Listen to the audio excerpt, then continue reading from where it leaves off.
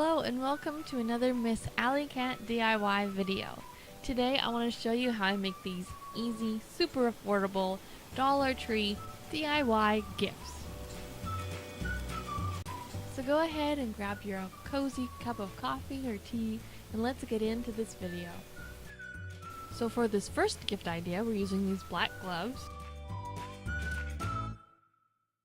These are from Dollar Tree and they can actually work with your electronic devices. Here I am trying one of the fingers on my iPad. It does actually work.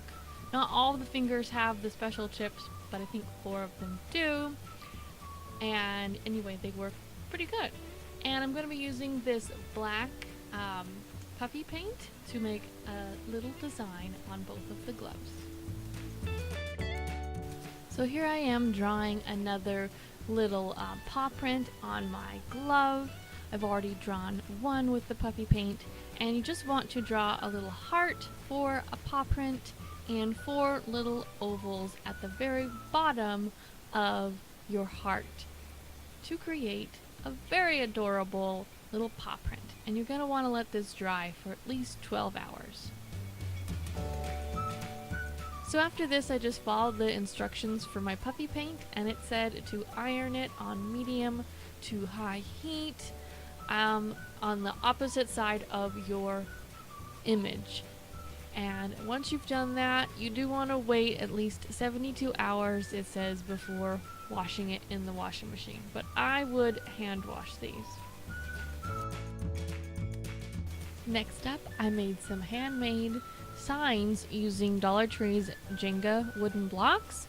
I have already made a video on this, and so if you'd like to know how I make these, I will link that video on the upper right hand corner of the screen of this video, so feel free, please go check it out. They're super easy to make, and I feel like you can customize it so much for a gift or just for yourself. And with these, you can also do 2 different designs, one on one side and one on the other. That way they can flip it around depending upon the mood they're in, and I think that just adds a little more dimension to the cool factor of this gift. So next up, I made this DIY whiteboard. So for this project, you're going to need a photo frame. I got mine at the Dollar Tree, of course, and I just really liked the way this one looked. It looked really expensive for $1. So this photo frame is from Dollar Tree's Special Memories collection. It has a stand so that you can stand it up, and it also has hooks. However, I wouldn't hang this on the wall for this particular project because I was afraid that the hooks would pop off. But also, any frame will do for this project. Okay, so the very first thing you want to do is disassemble your photo frame. My photo frame has these little hooks that just kind of pop right off. I'm taking all of those off so that we can disassemble it completely. I need to cut a white piece of paper the same size as my 8x10 frame. Next, I'm just going to clean the glass with some rubbing alcohol and a paper towel, just rubbing that all over the glass and cleaning it. I do this on both sides. I know it doesn't show that, but I did do this on both sides of the glass, and then I'll do it later on as well, just so it's nice and clean. Next up, you're just going to reassemble your photo frame. I did end up putting that picture back in the photo frame, but putting it upside down because it was white on the other side, but still a little too see-through to just do that piece of paper. So then I took my white piece of paper, put it on top of that, and I put the glass back on top of that, reassembling my photo frame, and then I did end up cleaning it again. So I realized I didn't show that I put the hooks back on my photo frame, but I did do that, and now I'm just going in with some paint pens. These are my RTQ.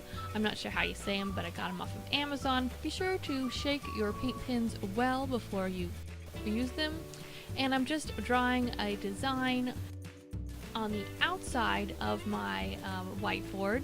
Be sure to put it on the outside so that you don't accidentally rub it off or it doesn't come off over time. Keep in mind, if you mess up, you can go in with a little rubbing alcohol and like a paper towel and just rub that paint right off. It works wonders. Just make sure that you really clean it, because that'll make it dry better and make your project last a lot longer. So being that I love cats, I of course had to put some paw prints on my project.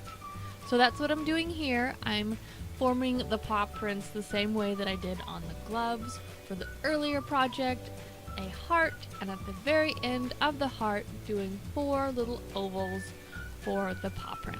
I just absolutely think that this gift idea is so adorable and so customizable. So once my initial design was dry completely, which did not take long, I went back with some puppy paint and I embossed parts of my design. I embossed my flower detailing, and I also went in with 2 or 3 colors and embossed some of my paw prints just so that it would look extra cute and match the room that it would most likely be sitting in. And I just think that that added a little something extra to it. So here is the finished DIY dry erase board gift idea. You can of course do whatever design on there you want. You don't have to do a design. You could also just switch out the paper. You could put a picture of your cat, a picture of your spouse, a picture of your best friend, a picture of anything really. And you can customize it. The options are limitless, and yeah, I just think it's absolutely adorable. So I just put dinner in the microwave as an example of like what you could do, what I'll be doing as it's going to be in my kitchen.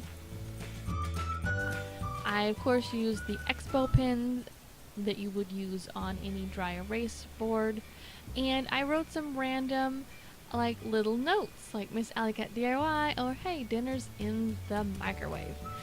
Just as an added note, to get this off of there, you can use just like a paper towel or even a paper towel with a little bit of water.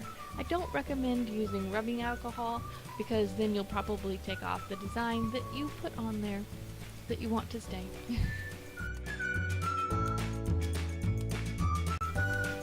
Thanks so much for watching the video. I hope you enjoyed it.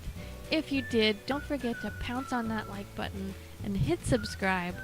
Miss Alley Cat DIY signing off. See you next time.